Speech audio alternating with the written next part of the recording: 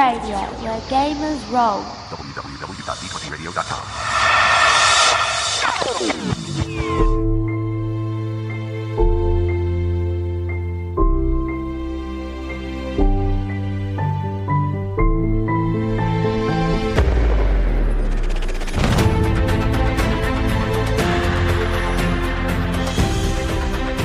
Hello Gamer Nation and welcome to Season 2 of the Dice Pool Podcast live play series. I'm your host Ian Houlihan, better known as GM Hooli. This is an actual play podcast using the GeneSys Role Playing Game by Fantasy Flight Games. This season, our adventures will be set in the fantasy mage punk setting of Night's Edge, a setting developed by the hosts of the Dice Pool Podcast, and if you wish to learn more about this setting, we recommend listening to episodes 6 and 7 of the Dice Spell Podcast, where we create and develop the world on the show. The setting is best described as dystopian, set on Lux and Tenebris, a world ravaged by a cataclysm that shattered the world, shrouding the planet in complete darkness and forcing its inhabitants to flee to the skies. Humankind is on the brink of extinction, and so the humans, both attuned and unblessed, must band together with their former foes, the werewolves, and those cursed from the horrors of the world below, the shade-touched, in order to survive. Living in gigantic floating city-states above the clouds, these unlikely allies use magic and airships to fight the creatures of the shadows on the Night's Edge. This is the third part of a multi-part story arc, so stay tuned to social media for future episode announcements by searching Dicepel Podcast or visiting us on the web at thedicepelpodcast.com. In our previous episode, the heroes of our story returned to their home of Lakeport, a floating metropolis set high in the clouds, well above the tainted abyss of the Shadow Realm below. There, as circumstances would have it, they were called upon to meet a shadowy figure named Barnaby Chet, a representative of Zelria Vesh, former Queen of Theresa. There, the heroes received a request to act as an envoy and venture to the mysterious city of Shademoon. In this episode, we continue to follow our heroes' journey as they face the dangers once more on the Night's Edge in an attempt to reach their destination. Unfortunately, the skies between their home and Shademoon are filled with vengeful nightmares made real, and their journey will be far from smooth sailing. So join us for Chapter 3 of the Night's Edge, Voyage of Calamity.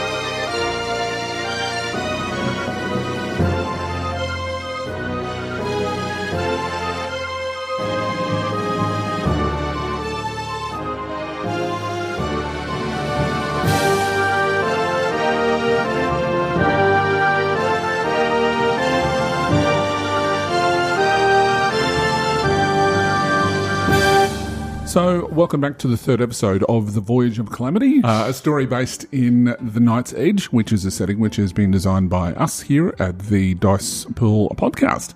So, we'll go around the table and just introduce each of us. I'm GM Hurley, I'm the GM for this evening. Mike, would you like to start us off? I'm GM Huz. I am playing Artimis Gristlemore. He is a werewolf berserker. Cool. And captain of the ship. Cool. Martin. I'm GM Fleno, and I'm playing Jerrico Runetide, a Spell Slinger, an attuned human operating out of the Academy at Lakeport. Cool. Caitlin. I am GM Caitlin, and I'm playing Jonah Bonnie, who is a Shade Touch Sneaky Sneak. Sneaky Sneak. No, Sneaky Sneak. Not Stinky Stink. I didn't say Stinky Stink, but anyway, that's okay. And Madeline. I'm PC Madeline, and I'm playing the character Anora Steelclaw, a blind attuned human raised by werewolves. Cool. All right, so we're all members of, well, you guys are anyway, not me. I just play everybody else. So you guys are the crew members of a lightning trawler, which is called the Calamity. Now, at last episode, basically asked each of you a question. So for today's episode, I'll ask the question of, name a time that your trust was broken. Madeline. So Anora's trust was broken when she was taken on board to the crew with werewolves. One of them had a particular dislike of humans, and specifically Anora, because one, she was blind and she could have been weak to the pack and to the crew. And he tried to lead her off the ship when she was learning her senses at first. But luckily she was saved by another crew member. Interesting. Does this particular werewolf have a name? You're asking the hard questions. I know, right? That particular werewolf name was Axel, and because of his actions he was thrown overboard. You're killing all the people that do bad things to you. I didn't say he died. Oh. There is no surface here, don't think. Oh, that is true. He could be still falling for a weirdo. Or he's our shadow creature, back for revenge. I've been falling for 30 minutes. Okay, Loki. All right, so Martin, name a time that Jerrico's trust was broken. Okay, well, he hasn't had a very exciting life. He spent most of his formative years in the academy. So, to him, one of the most, the worst betrayal he's had was he authored this assignment and he helped. It was like one of those group assignments, and one of the other students helped him with this. He did most of the work. But at the end, before they were to present it, the other student took all the credit for the assignment and said that he'd done nothing, and got him kicked off of the team that he was working on and presented it all as his work. Interesting. So it was this, because they'd made like a pretty good discovery, about the nature of magic or attunement. Yep. Nothing groundbreaking, but it was important to him. Yeah. Okay. And what was his name? Luther. Okay. And Mike. Artemis. What name a time that his trust was broken? Well, I think it happened in, Artemis's earlier years, when he was maybe only 100 or so. Yep. Only 100. No, he was a spring chicken back then. Yeah, true. That's it. New to the world. Anyway, there wasn't much left of his pack, the Gristlemores, and instead of unifying and growing stronger, they decided to join another pack, leaving him as the only Gristlemore left. And the former pack members went on and joined other lesser packs, just to, so they could hope to live in that pack mentality. Yep. And he's gone, well, all right, I guess I'll do it by myself. And that's why now he's a bit of a lone wolf.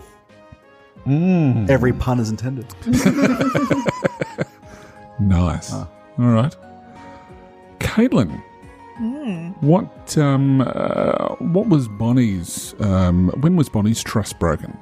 I think early on, when after being shade touched, it's always been no one ever trusts her. So I think at one point she was involved with a ship and a crew that pretty much only really used her when they saw fit for fighting, or if someone needed to teleport here, there, everywhere. But whenever they were docked, they would never let her off the ship and all those sorts of things. So she had an attachment to the crew, but the crew didn't really have the same kind of attachment to her. Until one day that they decided it was just a little bit too much hassle to have a shade touched on board, and decided to welcome her off the ship and show her about time for port for a little while, only to leave and ditch her there.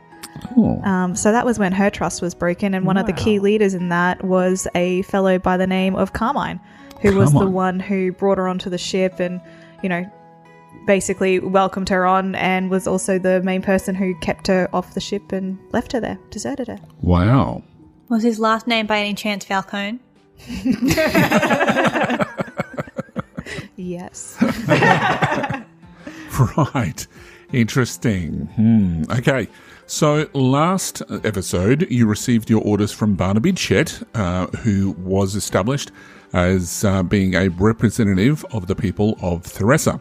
More specifically, Lady Vesh, who is the former leader of that city and is currently a queen in exile.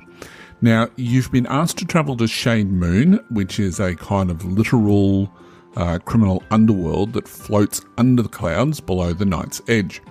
Now, it is known to be a safe haven for gangsters, criminals, and other nefarious customers, and is operated by a gentleman known as Octavius Magnuson. Now, Octavius is the self-proclaimed leader of that city, and very little more is known about him. Now, you have been paid 2,000 gold stones by Barnaby Chet to travel to Shade Moon to meet with Octavius, with the promise that Captain Artimis negotiated in the form of an additional payment of 2,000 gold stones when you return. Now, as you also know, although the listeners may not be, gold stones are the currency of Night's Edge. Now, these stones, or coins, are created when siphoned magic is compressed through a magical process, with each piece solidifying into kind of an iridescent flat circle of what appears to be sort of like a metal type substance. Now, there's 3 different types of coins, namely gold, silver, and platinum, and each of them have their own sort of unique kind of glow, which gives them those the 3 different shades of colours. Now, gold, though, is the most commonly used. Now, for what purpose you've been sent to Shade Moon, you aren't quite sure yet. All that you know is that you've been paid the 2,000 gold stones to get to Shade Moon in one piece.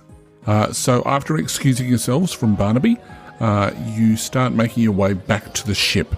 Now, are any of you wishing to purchase any gear or other such things at all? Well, we have 2,000 gold stones on us, correct? 2,000 gold, yeah. So, well, do we need to buy anything? I'm set, but do you guys need anything? We just put that up. That's 500 each, if my math serves me correct. Your math does. Now that we've got a few moments to ourselves, I will take aside the captain. So, Artemis, that gentleman, Mr. Chet, did you see the lapel pin that he had? I saw it. What of it? Well, it's the same mark that was on the seal. Of course it was. Yes, and it is the mark of House Theresa. Theresa? Yes, so Lady Vash. You sure, boy? I'm certain. It's one of the things we studied in our in the academy, the history of our world. Well, there must be more to this. I guess in the day they're paying us 2,000 gold, so I don't really care who it's coming from. But I just thought you should know. Yes. Good observation. Let the others know. All right, no secrets among us. He'll let everyone know as he speaks to them. It was Lady Vash, the House of Theresa.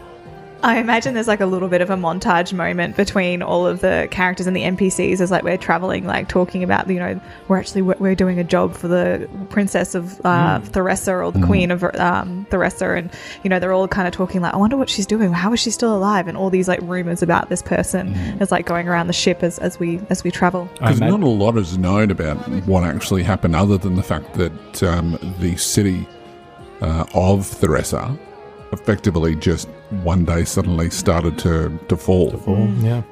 There is a reason why, but yes. Yeah, and I do imagine by the time that this rumour has made the rounds, at the end of it, the crew thinks that we met with Queen Vash herself at like her royal estates or something. That's right.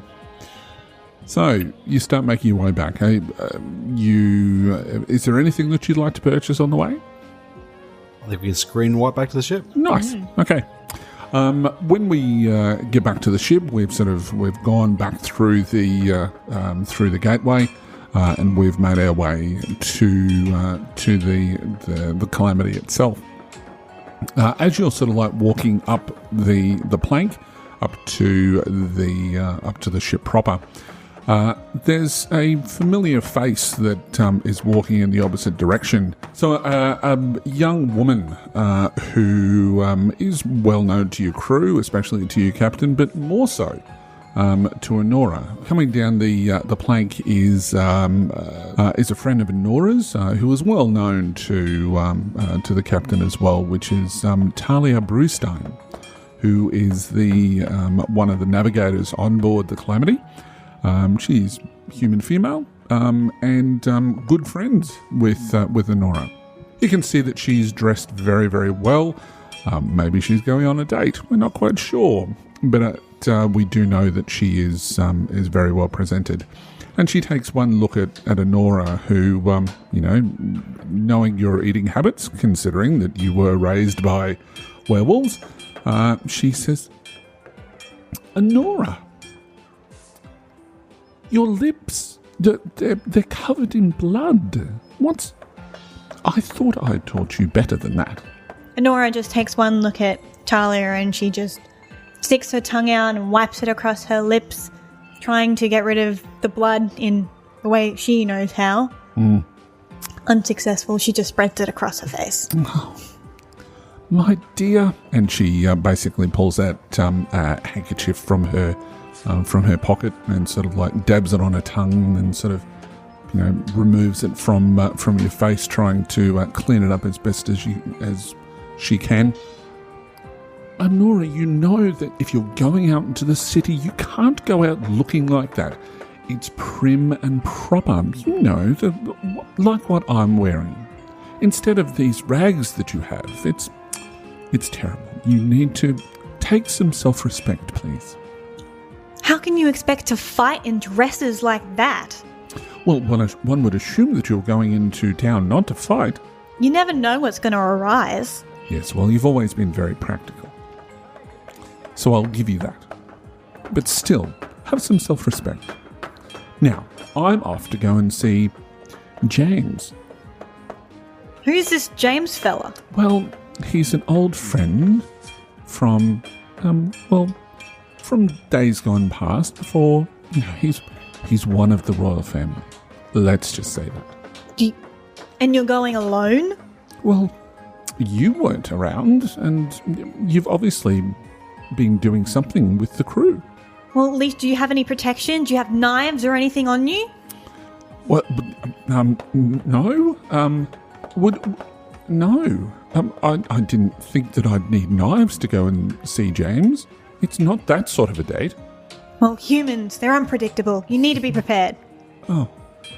Very well, I will attempt to be wary. Thank you. And she sort of like gives you a short embrace and then continues on down the plank. We'll see you soon. Are we leaving any time in the not too distant future? Yes, we are. Do I have time for the date? At which point that Artemis hears this conversation and is probably sort of a little bit bored with it. Yeah, Artemis is going to assume that he was sort of lagging behind the rest of the crew, seeing stuff on the jetty and whatnot, and the preparations to go. And that's when he's seeing the conversation going on between Anora and Talia, and sees that Talia is all dressed up. He walks up on the gangway, looks at Talia, and goes, "Why are you all dressed up?" Well, I have a date, Captain, with James from the royal family. I don't like this James character. Get back on the ship. We're leaving soon. But sir, please, I'm assuming that Bonnie, we're gonna need a new navigator. Oh, This one's leaving the ship. To go see some sort of fancy man. oh well, Fancy man. None of those around these parts of towns. she looks sort of despondent. The whole. It's like the colour drains from her face. That look of being all excited about the prospect of seeing her lover. She clearly sort of is downtrodden in that regard, and she drops a small box that she was carrying and throws it onto the ground and sort of walks up the plank, and she sort of brushes past you and Anora and said, "I don't like this job," and she sort of like continues on and sort of goes below decks. I think it's best we start looking for you, navigator. Just saying. Seems like she can't navigate herself around emotions right now. Oh. Wow. Accurate. That's never going to change. So yeah, It's just going to get worse and worse. I guess Anora will go after her, just trying to... calm her down, perhaps, or whatever. Yep. I'm going to pick up the box and look inside of it. I peer into the box also. It's funny because, like, of all the people, like, in terms of, like, relationships and going on dates, like, our characters would just be like, what? We've got a job to do kind of thing. And we're both like, what's in the box? So you let this box laying around. I want to know what's in the box. You look inside the box and nicely crafted, it looks quite fresh, is the claws of one of the storm ravagers that you battled earlier. She's obviously carved it, and it has some nice intricate carvings as well that she's presented in this nice small little box. Well, that's an interesting gift. As everybody's looking over into this box. This is for new? Like, is this, like... It's an odd little gift. Yeah. It is. It's like, It is an odd little gift. What kind of prince wants that? I don't know. No, I don't know. I mean, if he studies at the academy, it may be something that he would be interested in. I think as well, because it's kind of like our... It's our trash. So to us, it's just like... You what? It would be like the equivalent of giving someone a rabbit's foot in our world, in like modern world, and we're just like, this doesn't make any sense. But to obviously, as I said, nobility and things like that, it's very rare and stuff. But we're just like, you literally just etched gravings on a piece of trash. What?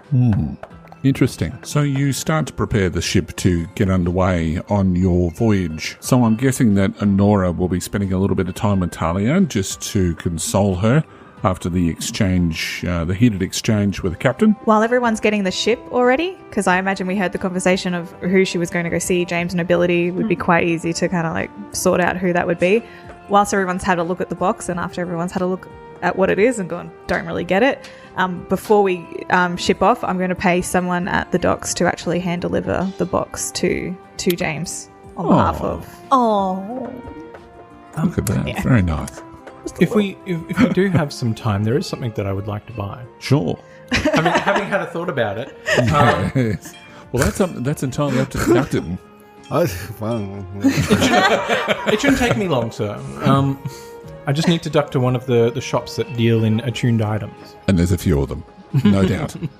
This is Lakeport after all. So what I would like to get is a mechanical bird that's fit for conjuration. Right. I want it to be like a little falcon that I can sit on my shoulder. So it'll be essentially an ally that I can summon. It'd be an average check, and then I can command it to go and do things. Right. Primarily, what I would use it to do is assist me on perception checks, so I get a boost to my checks. Sure. Okay. We have the perfect name for it. Yeah. Millennium. But it's like nice. Mechanical, and then it's got like feathers attached to the wings. Yep. And it's like meant to represent. I've got a picture somewhere. Oh, cool. Really? But that'd be worth 500 credit. Yeah, I reckon about 500 gold. Yeah, absolutely. Yeah. All right. Excellent. I have one of those. Or 500 stones, as we keep reminding ourselves. 500 gold stones. 500 gold stones. Yes. Cool. All right, so you go and tend to that. You've arranged to have that collected. That will probably be, I'd suggest, 50 gold stones to go and get that delivered. Better be running fast for those amount of stones. All right, so what happens is obviously once everybody's on board the ship, you start to make your way towards Shade Moon, which you have been to several times before, Artemis, as well as a number of others of you. Home away from home. So you head off into the clouds. You initially obviously find the best way in, which you try to travel as much as possible above the clouds without having to go below, because obviously the longer that you're in the clouds, the more risk that you have. But everyone knows travel below the clouds is faster. So it's a risk to go down there and catch some speed and dip back up again. That is true. I vote speed.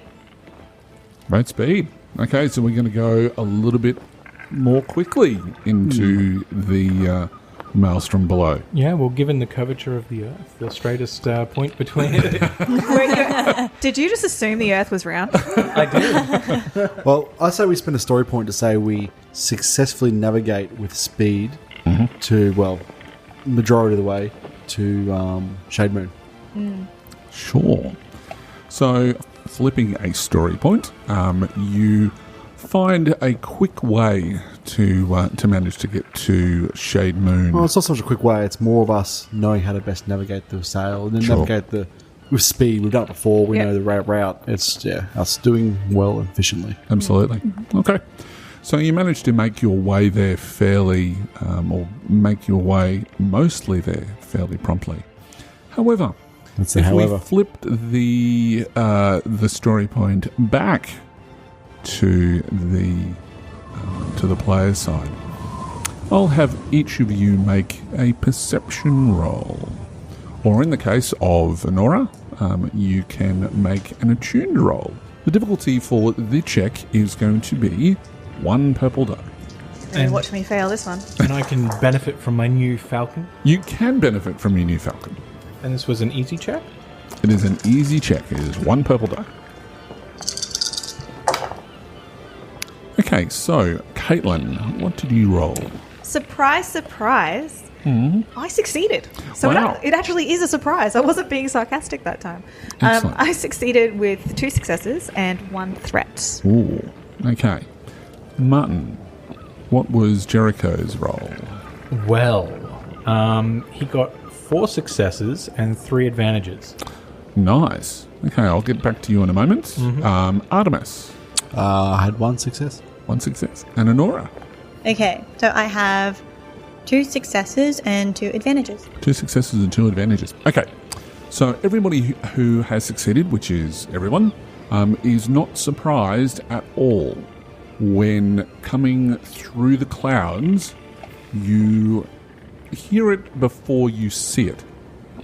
You hear, like, howling and screaming, where you suddenly realise that above you is a vessel filled with werewolves, all of them being the devoured. Alright, so with your advantages, because I know that Jerrico has rolled 3 advantages and Anora 2, is that correct? Okay. For Bonnie, I'll deal with the threat first of all. You can just have a point of strain because you know what this normally entails. And it normally entails doing something with the captain.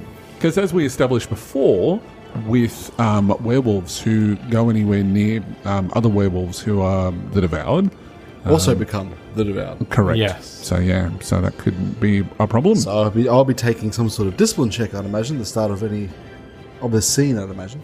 Yes, because if the devoured are about, as we were saying before, because of the hungering curse that all the werewolves have, the devoured just emulate, amplify that curse. So there's a chance that any other werewolf on our ship, i.e. me and any other wolves we might have on the ship, because I imagine we have a couple, You do? will also have the risk of being driven insane temporarily, or permanently, depending on how bad things go. So that's going to be fun. So, what sort of facilities do you have on board the ship for this sort of occasion? Do you have like cages or anything I'd like imagine that? there's like some like solid steel cells. Okay. As soon as I hear that noise, and because of my threat, instantly, rather than being focused on actually fighting them, I'm focused on getting to the captain. So straight away, I'm going to try and teleport around the ship to try and find, where he is and make sure that he's okay. And do we need to get you into the cells down below, or like where are you at, kind of thing. So I'm not going to be focused on. I imagine maybe like zapping around the ship, just trying to find him and make sure that he's cool. Because we also have other werewolves on the ship as well, don't we? You do. Yeah, absolutely. So, but captain first. Okay. Jerrico, 3 advantages. What does that look like? Well, it looks like an extra maneuver. So I don't know. It means that he's ready for when this happens. Okay. He knows that they're coming. Does he know which direction they're coming from? He can tell that it's actually they were following you for some distance. Downwind. And downwind. Yep, as they would normally do. Yeah. But they're sort of in a higher bank of clouds, so they're actually sort of kind of almost on top of you when you first notice them. So they've just loomed down through the clouds. So at this point, they're probably at, I would suggest, medium range in vehicular scale. Yep. So yeah, they're sort of like coming down through the clouds. So I'll order my Falcon will return to me and power down. And I'll get out my spell buckler and power up a shield in preparation for this attack. Perfect. Now these ships that they have, they are old, derelict. They're normally sort of blackened through fire and whatever else.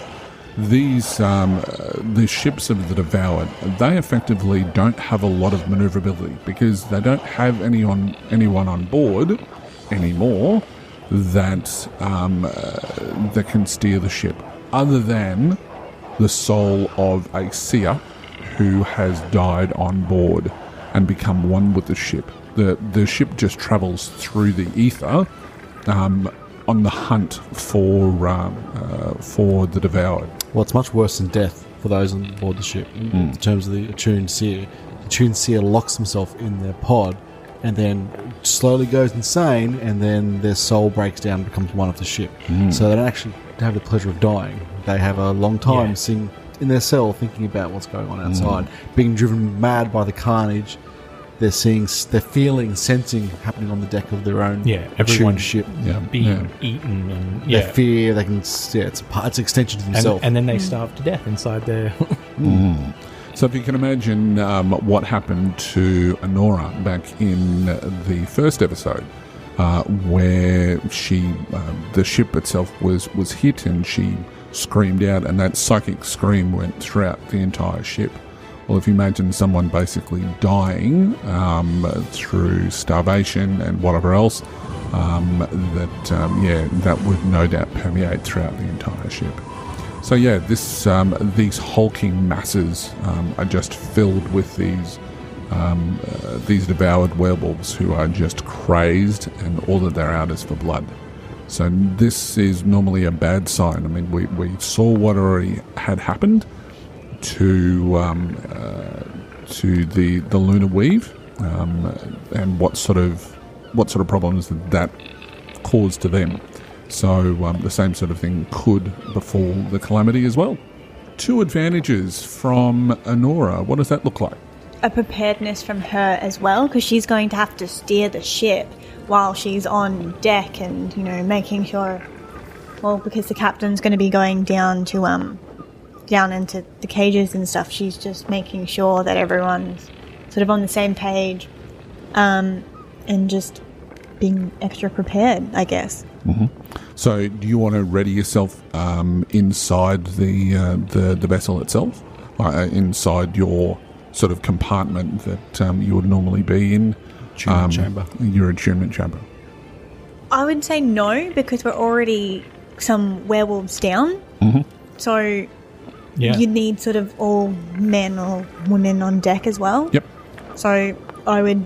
So you could use it to, because you're so prepared, you could give yourself a boost to your next check. Yep. That's entirely possible as well. Can I have that? You certainly can. Absolutely. Yay! All right. So while everybody's racing around on deck, we've obviously got Artemis, who's going to be locking himself in. I'm not locking myself up. Oh, you're not locking yourself up? No. Okay. Well, tell me what you're doing. Well, I'm going to try and make a willpower check to resist the thing, because the ship's no good without the captain. That is true. So that's the risk of having a werewolf captain on the ship. So So that's probably putting everybody on edge a little bit as well. But this is something that is not. It's something that's well and truly avoided. It's not something that, most crews don't ever survive these sorts of things. So what you can make a discipline roll. The difficulty for this is going to be 3 purple dice or a hard check. However, this particular crew is quite strong. You can flip a story point and you can upgrade one of those purples to a red. Quite mad, you mean? They're quite mad. It's a better way of describing their madness. Now, normally, all werewolves in this game, in our setting, have a pretty low willpower of only 1. Which isn't very good for us having to make willpower checks. No. That's why we're very susceptible to the hunger. Yep. But, however, knowing that, my character has a special talent, which is taken outside the box. Once per session, you use brawn in place of another attribute involving the skill. Nice. So I'm going to use my brawn to resist this ravaging hunger that's trying to consume me, taking my willpower to 2 yellow and 2 green. Nice. Could he also grab a boost because Bonnie is trying to find him in order to go, are you okay? And like it's almost kind of like grounding you and kind of like interrupting whatever is trying to happening and kind of grounding him to the ship. I imagine we have a routine. Yeah. Yes. All right. Certainly. It's good. I'd imagine Bonnie has found Artemis in the captain's cabin. He's sort of looming over his desk, which has the maps and everything strewn all over it. He's gripping both sides of the table as he's physically restraining himself. He's knuckling down and he's resisting with all of his might and effort this overpowering hunger that he's always had in the pit of his stomach, but now it's just trying to consume his everything and drive him mad. He's been in this situation before, so he's very well averse with it. Bonnie and he have a routine. She comes in, she knows what to say to calm him down, and basically takes a little bit of the edge off. And ultimately, he does succeed in his willpower check. However, it does frazzle him a little bit. He succeeds with 4 successes. Nice. So he knuckles down really hard, and you can tell that just he suppresses the hunger, and it doesn't seem to be affecting him that much anymore. It's still there, but he's holding it back. But however, he has gotten 1 threat. Right. So I can imagine that's going to be a strain. I think a point of strain. Point of strain, that yep. seems appropriate. Seems very appropriate. I imagine he's put some gouges Oh on yeah, the the table's like crunched and clawed around the edges. And there's already pre-existing claw marks on the table. Yeah. This has happened before. It's like claw marks everywhere. They're like where you've grabbed onto something. That's it. Yes. That's it. But the table starts to crack and fracture in the center as he's twisting and buckling the entire table, and the map and everything starts to slide off and fall down to the crack that's opened up in the middle of the table. The table's like wooden though, which is like quite even though that's quite rare considering like wood, but it's been pieced together with like bolts of metal, and the metal and the bolts that are holding it together are also like twisting and coming up as the wood twists underneath it, and it's like another job to try and put it back down so it's somewhat flat. Yeah. And I also imagine like part of the calming is like because she's tiny in comparison to you, it's just this little paw, little hand, this little hand on the paw in between the tufts, even though it's gripping into it, and it's just calming, and I'm trying to keep him calm with just these little hands. I'd imagine his mane is all completely puffed up. His hackles are up. His hackles are up, and at that point, at the moment he overcomes it, he lets out a snarl and kicks the chair back that you're sitting on. It flies across the room, smashes against the rear window, and he's like, "Right, let's fight these wolves!" And he pulls out his sword. And then starts heading towards the exit of the captain's cabin to the deck. Yep. Bonnie following. All right, so that's what's been going on down below deck. In the meantime, everybody else, including the crew in this sort of circumstance, I'm not going to worry about rolling for every crew member, but I'm going to get each of you to make fear checks, please. The difficulty for this is it's a discipline check, okay? The difficulty for this is going to be 3 purple dice. I have a boost, so I'll be adding that to my roll. Yes, indeed. Yeah. I also need to make a check for my barrier spell. Okay. Because I haven't done that yet. But with my check here, I've gotten 1 threat. 1 threat? Okay. So you failed but with a threat. Okay. That's so right. for the duration of this encounter, you will be at 1 setback die for a start. But you also take a point of strain. Bonnie. All right, so it is 1 success and 2 threat. 1 success and 2 threat. Okay. So you've been obviously focused more so on the captain, more so than worrying about what's going to happen to the ship, perhaps, as well as the crew. So your first action is going to be at a setback during the encounter. Anora, how did you go? I have a complete wash. A complete wash. Okay, so you're quite concerned as well. I mean, the rumours of what the Devoured do to crews is very well known in the Lightning Trawler community. So you also have a setback for the duration of the encounter to all checks. Artemis. Artemis, despite resisting the hunger, did fail his fear check though, because I think he is naturally scared of this, because it is every wolf's worst nightmare is to become one of the hungered. Yep. He failed though with no threats or advantages, so just one setback to future just one checks. back. That's correct. Okay. So we have this monstrous looking vessel, also known as leviathans, that are filled with these screaming werewolves, and they start making their way closer to you. Obviously, I'm assuming that Anora is doing as much as she can before she jumps in the chair to accelerate away from this monstrosity. All right, so what's everybody going to do before the Leviathan actually attacks? Well, I just rolled the check for my barrier spell, and I succeeded with 1 success. Right. So it's in place, and it'll reduce all damage to me by 1. Nice. Excellent. In preparation for the attack itself, I'm going to draw my musket and start aiming down the barrel at the nearest devoured. Cool. One of the things that you notice about the Devoured is that they're almost mindless, but they are completely ferocious. You can see now that the Leviathan at this point, because Anora has been running around doing things on deck, that they have closed the distance somewhat, so they're now in short range. But they are above you. And you notice that a number of these, the Devoured, jump off deck. And several of them just completely miss. But they don't seem to care. I mean, they're crazed. So you can see these bodies sort of like falling on either side of the ship, falling to their apparent deaths. Several of them, however, fall onto to the deck of the vessel as the Leviathan continues to careen towards you. So I'm going to get an initiative roll from everyone. So that's going to be a vigilance check, please. Well, because I succeeded so well on my perception check, can I roll cool? You instead? certainly can. That sounds like a fair idea. And don't forget your setback die yet. So yours will be a setback die body as well. I passed fairly well with my perception check as well.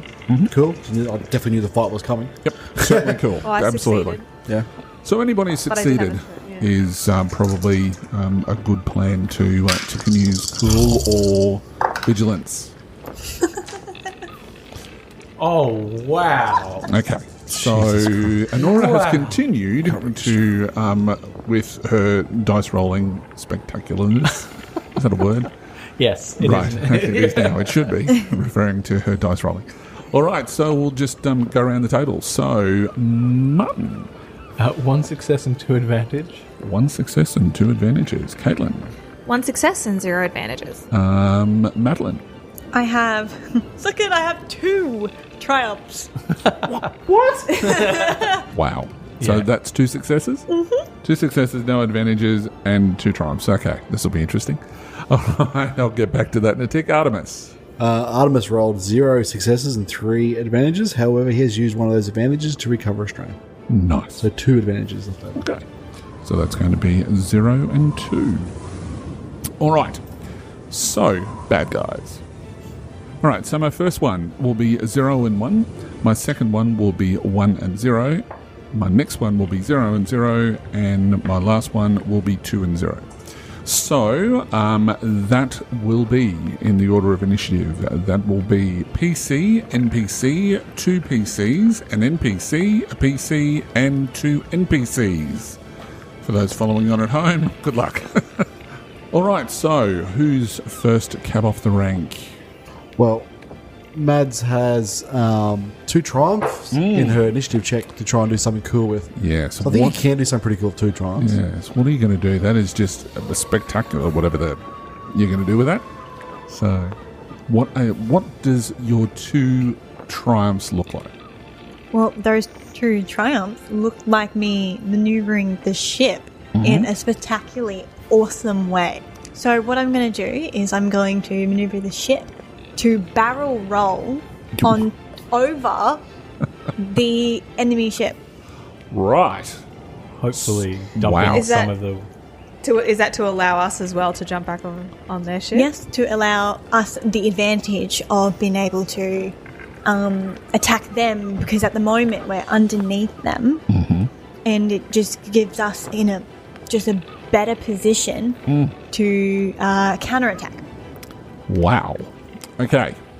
So I'm going to assume that using the telepathic link that goes throughout the whole ship, that you're going to be saying something cool like... Prepare for barrel roll. I can imagine this is something we've done before, and so with 2 triumphs, I'm thinking she's never done this before. maybe I would say maybe that the Prepare for barrel roll. What? she screams that out, and Artemis then relays the order to the rest of the crew to prepare the rigging and whatnot for this maneuver. So everyone jumps to their stations and like a well-oiled machine, because obviously we have a floating balloon of helium or whatever they use to keep the ship suspended above us. Yep. So there's going to require a bit of work with the rigging to make sure that doesn't go all pear-shaped when we sort of do the roll around. Yeah. Right. Okay. This will hopefully dump all of the enemies off back onto their ship, and along with some of us. Quite possibly. Yeah. Quite possibly. All right. That'll be interesting. All right. So, yeah, as you've sort of like jumped into the attunement chamber, you've just suddenly, because you're becoming quite connected with the ship, she responds exactly how she's supposed to. And you've just created this, you've told everybody what you're going to do. Artemis is yelling, barking literally orders about the ship. See, puns aren't just for you, buddy. That's a shame. Maybe this whole barrel roll, because it's such a complicated maneuver, maybe this entire barrel roll starts at the start of this round and ends at the end of this round. So all of us have to act whilst the ship is doing a barrel roll. Perfect. Yep. Which is kind of a cool cinematic sort of moment to do something in. Cool. I agree. All right. So that's pretty much what you're going to be doing this entire round. Excellent. Okay, so I'm going to get you to make a check to do this, which is just going to be it's not going to be an easy roll, but I'm going to upgrade your skill check twice. So this will be fairly impressive. We add a green and then we upgrade it. So you'll get an additional yellow. That's what happens when you've got no dice in your pool to upgrade to. You just get a green and then you upgrade the green because you've got a green for the second one to go to a yellow. Yep. Can I roll this? You've got to get the you've got to get some difficulty. difficulty first. No. Why can't I just roll it like it is? It's a simple check. Right. So basically, to do this roll, it's going to be it's a hard thing to do. So it's going to be 3 purple dice. Now, don't forget the handling of the ship as well. Which is minus 2 setback dice. So 2 setback dice. Okay. Did you want to upgrade the check? You could. I don't want to. It'll add a green to your roll. It's a pretty epic thing. Yeah. It is a very epic thing. Can I please do it? Yes, you certainly can. Thank you. Go quick, go. Roll, roll, do it. Oh. Hang on. I have succeeded with 1 success and a triumph. You say it just Two nonchalantly now. 2 successes. 2 successes, one of them being a triumph. And I have 2 threat. Wow. Aren't you meant to get a triumph for every roll? Isn't that how it That seems legit. Clearly, in Madeline's world, yes. Yes, you do. All right, so Mads, what's happened is that you've managed to pull off this maneuver. As Mike suggested before, that won't happen until the end of the round, but that's kind of what's happening. It's taking place. However, you do take 2 system strain on the ship to perform this particular maneuver, and take 4 personal strain. Because it's a spell, or you can take it as 2 wounds instead. I'm going to take it as 2 wounds. How would you like to spend that triumph? Give me a moment to think of the most awesome thing ever. Okay. So, with that triumph, while we are barrel rolling, some of our crew on cannons will be able to have gotten off a shot that has hit the top of the enemy deck and have eliminated a cluster Wow. of werewolves. Right, so you've sort of done this barrel roll. I love it. You do this barrel roll around the top of this Leviathan. Yep. These crazed werewolves clearly have no clue what's going on. But just opening up, and the cannon crew on board the Calamity just opens up, and big chunks of wood And werewolves. and werewolves start to like flying off the deck. So yes, there you go. So do we just cross off that last NPC slot? Yes, you certainly can. Very good. All right, so that's what's basically happened there. Now, Oh, what a first initiative slot, eh? all right, so the second initiative slot, which is an NPC. So one of the groups of werewolves basically have managed to hold on to the deck, or they're sliding across the deck, and they make their way towards probably someone who's on deck, which is this point would be Jerrico. So maybe to represent the fact that the deck has such a sharp angle, they've got difficult terrain? I would suggest they're going to have... I'm thinking... that's a good point. How often do you use difficult terrain? Not very often at all. No. Well, difficult terrain is... that's going to be 2 manoeuvres to get to them. Oh, it's a shame. Isn't it? So that's a good point, though. So the on top of the deck, it's going to be, at this point, I'm imagining, with the angle and the sliding and whatever else, that they are going to have to take 2 manoeuvres to get to you. And being the fact that they're a minion group, they're not going to be able to attack because they can't spend strain. So you are at this point surrounded by werewolves.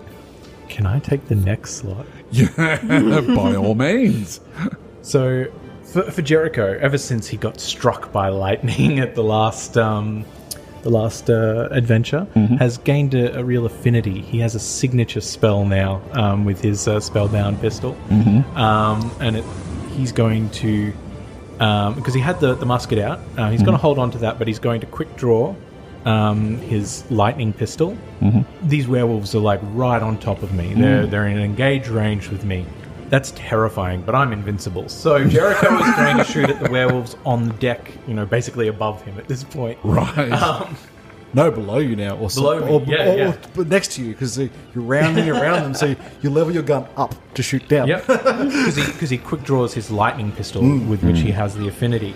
So it's average difficulty, and he's going. And your owl or falcon or whatever it is that we called it Millennium, didn't we? So it is a falcon.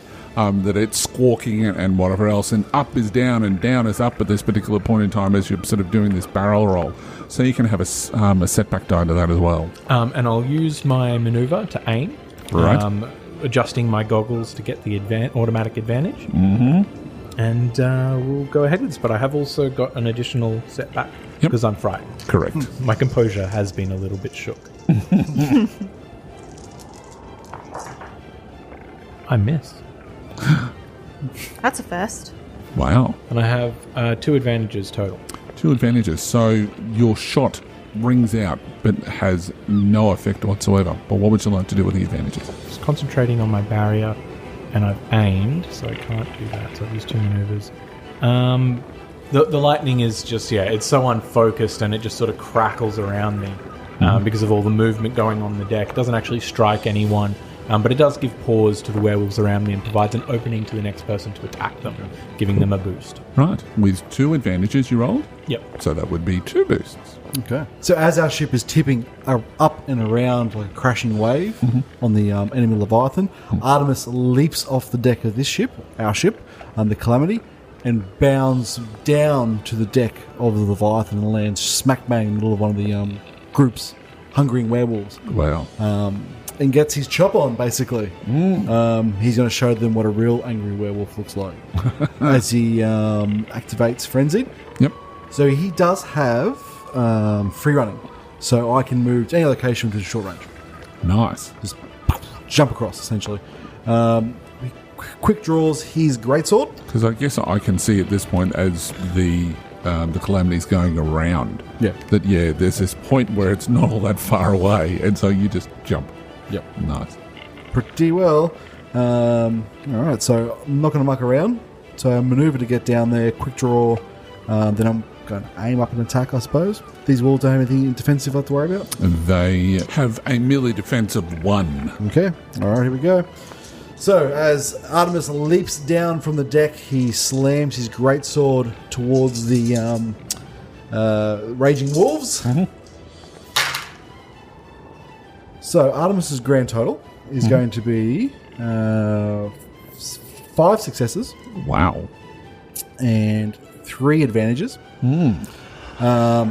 He's got some additions thanks to the Berserk talent, which is giving him extra success and extra 2 advantages. Yep. So in total, his damage is going to be 13 damage in total with Pierce 1, and I'm going to activate a crit. To a minion group, so that'll wipe out one of them. Okay, so with landing down on the deck, you crunch down on a group of them, dispatching 3 of them fairly promptly. Each minion group has 5 within that group, so you've just basically wiped out 3 within a moment of landing. Yep. So as I land and cut down 3 of them, I bellow a roar at the last 2 and try like alpha male pack dominance, essentially. Cool. And try and draw the attention, because I do have leftover advantage. Yep. I'll try and draw the attention of all the other wolves in the deck and stop them from not necessarily automatically jumping on our ship. They're going to try and... I'm pulling aggro. I'll try and pull aggro as much as I can. Rightio. So all of these crazed werewolves just start rushing you from all different angles. Right. So I would suggest that 2 groups, probably the one that's closest to you, goes to attack. One of the remaining 2 left in it. I have, just so you know, you're automatically adding success to your attack because of my frenzy ability. However, I do have 3 melee defense. Nice. All right. That defense really worked. The black dice did something. I know, right? Add a success automatically 2. Well, that's a complete wash. Ooh. So, so this small group basically just rush on you, but you're just completely Flinging defending them away. it. Flinging them away, and then sort of like some of them are flying off the deck and joined by others. All right, so next group is PC. Yep, it's going to be Bonnie's turn, and she's going to quick draw her 2 blades, and she's going to dual wield her way to attack one of the groups that are still trying to hold on to the edge of onto the deck of our ship. Yep. And it's going to try and do some slicey slice. All right. They're the ones encircling Jerrico? Yep. Cool. And what would the difficulty? The difficulty for that is just going to be 2 purple dice. Don't forget they have a melee defense of 1. I succeeded, and what I'm also going to do is I flipped a story point to activate my talent for Lucky Strike, which is basically after I make a successful combat check, I flip a story point to add damage equal to the character's rank in that characteristic to the hit of the combat check, which is number 4 for my brawn. Nice. So it's an additional 5 damage, but... I wonder if it's okay to also add a narrative thing to that story point, in that I can spend some additional strain, but basically as I'm going and hitting the one of the wolves or a group of wolves, I also teleport them back to their ship and slam them down, and that's where my blade comes down into them, is on the deck of their other ship as we've teleported onto their deck. Nice. So, but that's 5 damage. 5 will not be enough to injure one of them. That's all right. I've teleported them off the ship. That's my advantage then. Yep, cool. So you're now fighting them basically sort of down below. So you've moved into them and they've grabbed onto you and whatever else, and you've sort of just teleported that short distance onto the ship. Perfect. All right, NPC. One last group, which will be moving towards Artemis, which will be on the deck itself. Half of them are sort of like spilling over the edge, falling into to the abyss below. All right, so you have a defense of 3, and I have 1 additional success. You do indeed. Ooh. That's a bit brutal. Your defense didn't help you out in this sort of circumstance. Oh, it's once a year thing. So. So the final result for that was 1 success, 4 advantages, and 1 triumph. Okay, triumph away. Right, so they, with their claws out, they basically, they do they may not necessarily do much damage to you at all. So they do a grand total of 8 points of damage. 8 points of damage. 8 points of damage. You know what? I'm going to spend a story point Yes? and use my new ability, Heroic Resilience, and increase my soak by my ranks in resilience. What that does is allow me to increase my soak number of times equal to my ranks in resilience. Mm-hmm. And I so happen to have 2 ranks in resilience, taking my soak of 6 to a soak of 8. Wow. So you take absolutely no damage from that attack. Wow. All right. Well, that leaves criticals out of the equation, that's for sure. It's a very clever scheme for me there, you see. That is true.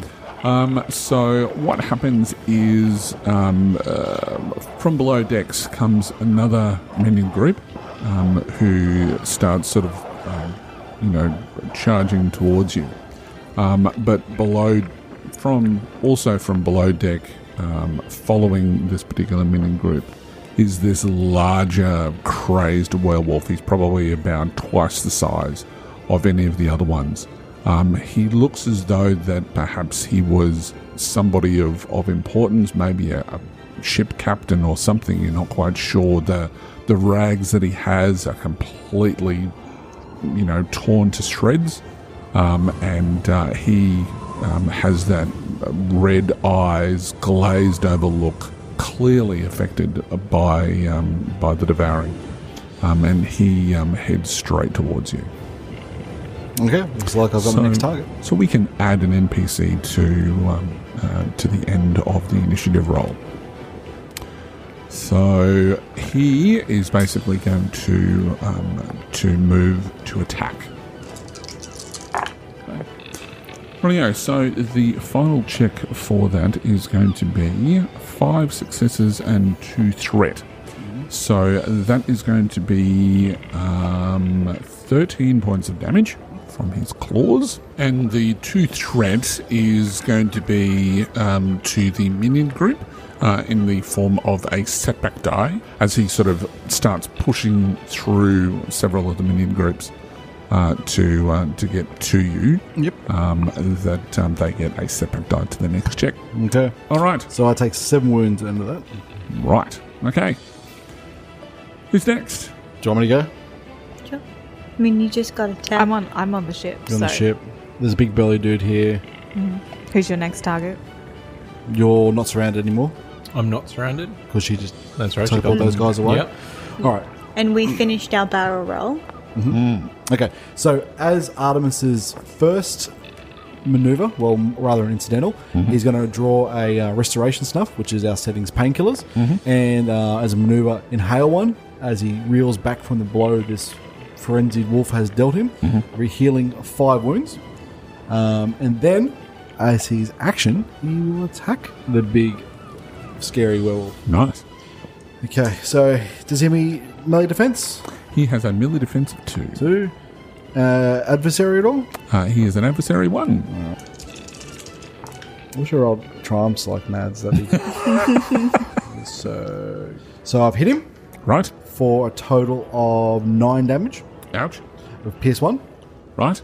And I've also got 2 advantages, so I'm going to activate a crit. Nice. Right, so he has taken how much damage? It was 8 points of damage. 8 damage 8 damage? Okay. with So he Pierce 1. takes so he takes 2 points of damage. with a 65 for the critical. Ooh. So a 65 for the critical. That is slightly dazed. He's disorientated until the critical injury is healed. There's that setback every. That is correct. So he's on a setback. Okay. Rightio. Who's next? NPC. Okay, so I'm thinking that this epic fight on the deck between the captain and the crazed werewolf captain, that he will go to attack him again. Okay. All right, so even with your incredible defenses, he still manages to attack and does 9 points of damage. 9. So I sustain 3. So when he goes in, and it sort of reels you back a little bit, and leaving an opening for one of the other minion groups that was attacking you before. Yep. All right. In the meantime, Anora. Stop. You suddenly get it's like a voice inside your head. Oh, okay. Okay, and it says, "Head towards the light." It's never. I don't want to die. It's never a good tip.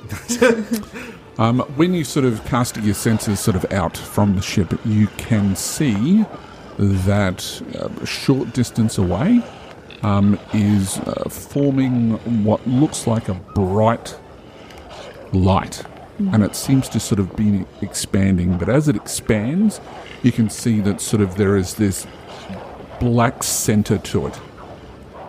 Oh. Let's go there. I'm going to follow the advice of the mysterious voice because it seems like it would be better to go that way than towards the... All right. Okay, so you're maneuvering the ship basically in that direction.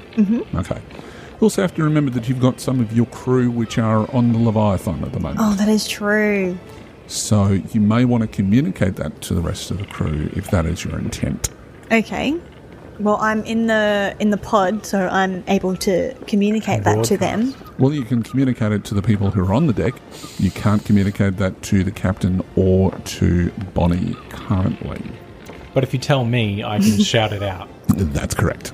Yes. Okay. Well, then I'll communicate to Jerrico that I'm going to be heading towards this light. Don't die. I'm heading towards the light. No. For safety. Yeah. And we'll need to grab our crew from the enemy ship. Yep. Okay. So that's not your turn as such. No. So that's just a sort of a conversation that's gone on during this this melee. It's probably also worth mentioning as well, at the end of last turn, or even the start of this turn, our ship has completed the barrel roll. Yes. And has now landed on the other side of the Leviathan. Yep. That's right. All right. In which case, I'll take the next slot. Sure. And I will shout out to the captain, Artemis, we're going to make a break for it. Come back to the ship. And I'm going to then aim with my pistol and double aim and fire across at the other ship. So it'd be a medium range? Yep, medium range. In this case? Yep. So who are you actually firing at? Perhaps the... I might fire at the one that... Ooh, it'd be an upgraded check. Yes, it would be. Twice in actual fact, because it has an adversary. Adversary 1, but also engaged. Correct. I'll fire at everyone around. They're also engaged. Okay, well then I'll fire at the big guy. Okay. Just do it. Just do What it. would Jerrico do? What would Jerrico do? He can't fail. That's it. He has no concept of failure anymore. Double despairs coming up from If Chloe. ever. If ever, he has no concept of failure at all. And Mads, stop hogging all the triumphs. I can't help it. I'm just magically gifted with the rolls. And he is using his night eye goggles in order to give himself 2 advantages this time because of the double aim. Yep. I'm going to not upgrade the check. Right. All right. So this gets converted twice. What can go wrong? Okay. Wait for it. It's gonna be fine. You can flip one of those story points. Oh no. So that's going to turn into 3 red. And no despairs. No despairs. 2 successes. Wow. Even after 3 challenge die. Interesting. And I have 4 advantages total. Wow. Including from my night eye goggles. What's your crit rating? 1. Oh no, 2 against these. They're not shadows. That's awesome. However, this is auto fire lightning.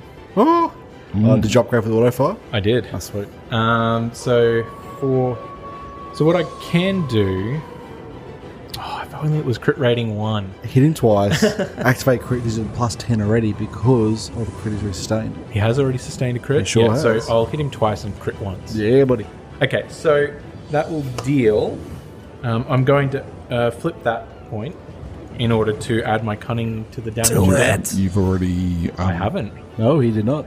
because I couldn't. That's right. Oh, caught out. So it'll deal 11 damage on the first hit. Right. That'll go through, will it? That's a good chunk of it will go through. Sure, 5 of it will go through. Sure. Okay, and in which case I then activate a crit on Right. that. Yep. He suffered 1 already. I have a viciousness of 4. Yes, so it'll deal plus 50 on this hit. Good gravy. Just plus 50. Just. 126. Wow. All right, so 126. That's a gruesome injury. Roll a d10 for me. 4. Wow. Okay.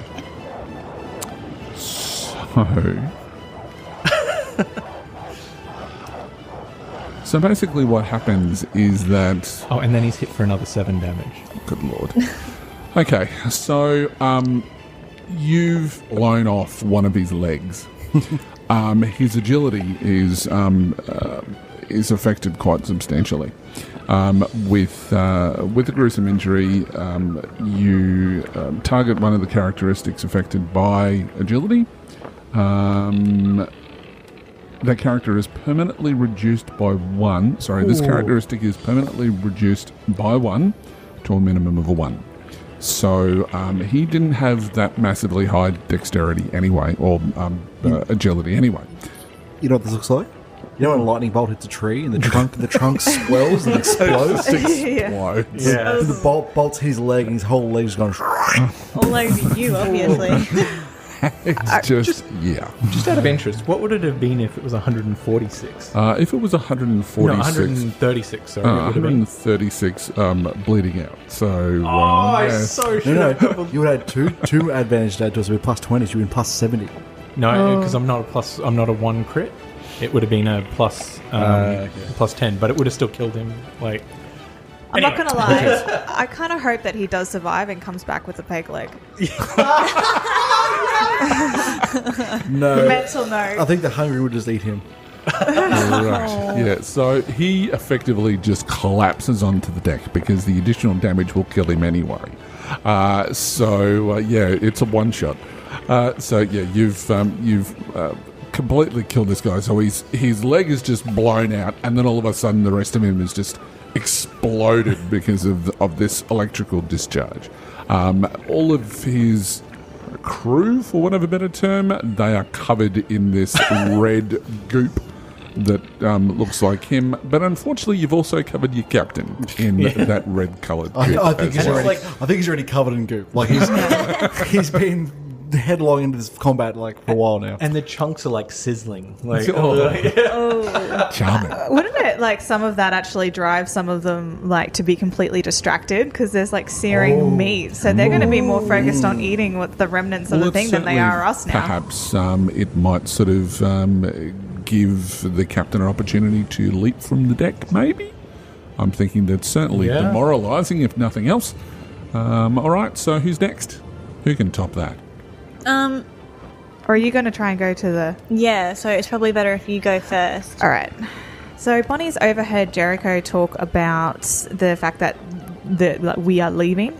So I'm going to try and teleport and grab the captain off the ship, pretty much almost through the debris of all this is going to be the smoke to try and grab the captain and teleport us back to the ship to get away in time. So that's what Bonnie's going to do. Okay, so you race across the deck at this point and move through the devoured to get to the captain. So to do a teleport, that's going to be 3 purple dice as a hard check.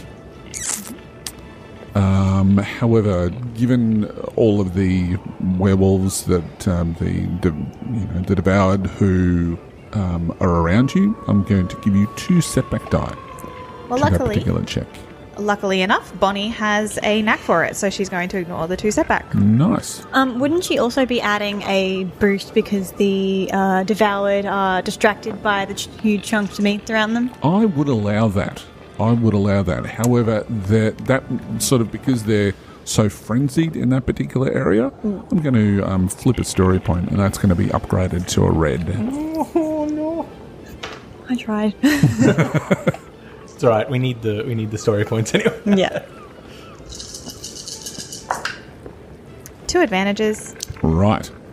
So you've tried to you can't get to the captain, but your advantages. What would you like to do with that? Perhaps could it be, because it was my to try and teleport, perhaps what has happened is I've managed to grab the captain and mid-teleport, but one of the werewolves has actually grabbed my legs before my full body was able to teleport, so the captain's gone and teleported, but I'm not with him, I'm still stuck on the ship. And that's why I fail, and my advantage is that the captain managed to get back on the ship. Essentially giving him a free maneuver. Yep. Okay, I'll allow that. So currently Bonnie is on board still. All right, NPC. All right, so one of the groups which is on board, during their frenzied attack, they are going to leap across and jump onto the deck. So their first call is going to be making an athletics roll. Oh, and I double aimed before, which means I let go of my barrier spell. So that's dropped. Uh-oh. Not so invincible anymore. Okay. All right, so they managed to successfully leap down onto the deck, and they move to attack. Jerrico. They're going to make me bleed my own blood. I'm invincible! This is what pain feels like. I don't like it. So I see that Constantine. Yeah. More like, oh. All right, so they have been successful, but they only rolled 1 success with a triumph, however, and 3 advantages. All right, so they've managed to sink their teeth in, doing 7 points of damage for a start. But they are also going to crit. So crit with, crit 3 times? No. They're going to crit twice because they've got a crit rating of 3. So plus 10 to the roll. So it'll be plus 10 to the roll. So that's a 65. And a 65 is a slightly dazed. That seems to be the order of the day today, for whatever reason. So slightly dazed, you are disorientated. So, they've lashed into the attack. They've obviously done some quite significant damage to you, and it's caused you to be a little bit disorientated and whatever else for the remainder until that is recovered. What is that difficulty crit? What? It is a 2. All right, who's next? I believe that's me, Anora. Right. So, Anora, what are you going to do? You're heading towards this light. By this stage, by the way, the small sort of filament of light has now grown. So you've got this almost ring edge of brightness with this dark center in the middle, and it's sort of swirling clouds within the middle of it. You think it kind of looks like a portal, but you've never really sort of seen too many portals before. And it's grown to about the size of the ship. Okay. What are you going to do? So what I would like to do is to maneuver the ship. So, because I want to help out Jerrico, and I don't want to leave Bonnie. Yep. So what I'm going to do is I'm going to tip the ship, Right. so that the deck is less accessible Right. for the enemies, well, for the devoured to jump across. So it's going to be sort of bottom of the ship. I like it. So, go for it. I'll get you to make a seer check. Don't forget, each time you do this, that it does cost you 2 strain. So the difficulty for this is just going to be 2 purple dice, I'm thinking. Okay, and don't I have a setback for fear? You do.